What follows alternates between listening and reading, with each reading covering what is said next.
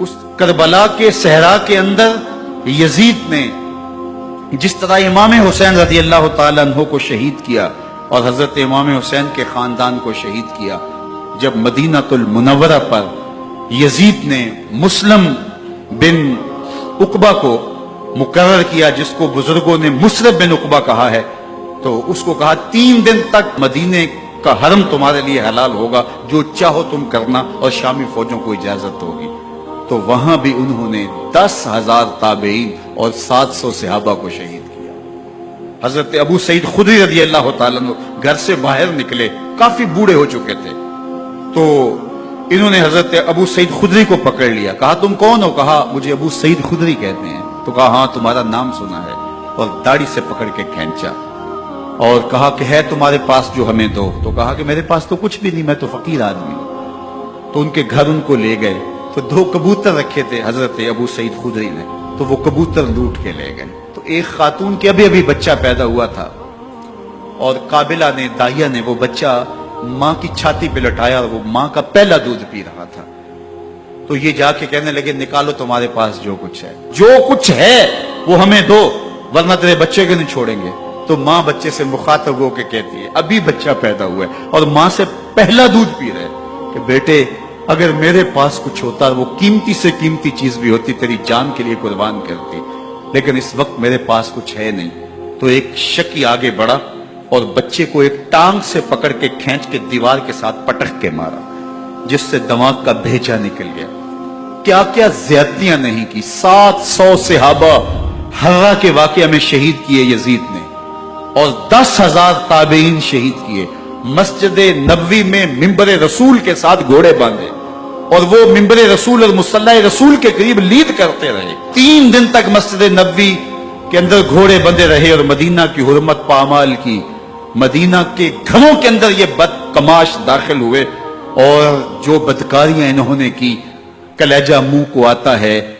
1002 شیزائیں ان بدکاروں کی بدکاریوں کی وجہ سے کنواری حالت کے اندر حاملہ ہوئی۔ 3 دن تک مدینے کا حرم انہوں نے پامال کیا، اور پھر مکہ المکرمہ میں کعبہ اللہ پر گولے برسائے، اور کعبہ کا غلاف جل گیا۔ وہ تو یزید مر گیا، اور حضرت عبداللہ ابن زبیر رضی اللہ تعالیٰ عنہ نے اپنی خلافت کا اعلان کیا۔ یزید کے یہ کرتوت تھے،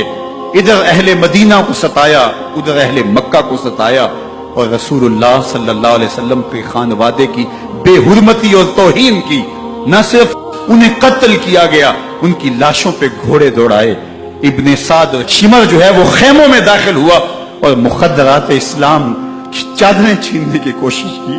حضرت زینب سلام اللہ علیہ نے مخاطب ہو کے کہا ہمارے چہرے کے رکھوالے چلے گئے ہیں، ظالم تو خیال نہیں کرتا ہم رسول اللہ کی بیٹیاں ہیں۔ حضرت شہربانو،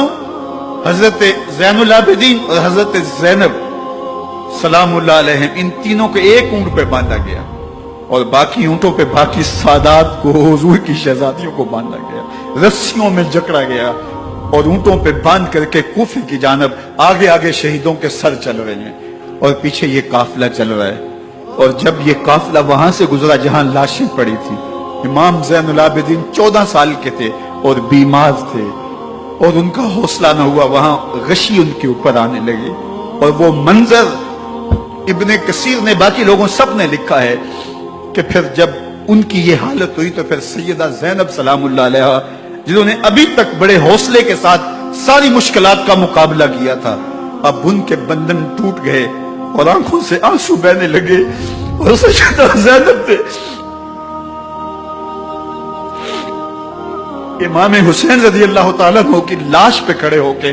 اور وہ روندی ہوئی لاش، ٹوٹی ہوئی ہڈیاں، اور وہ بڑا بدن،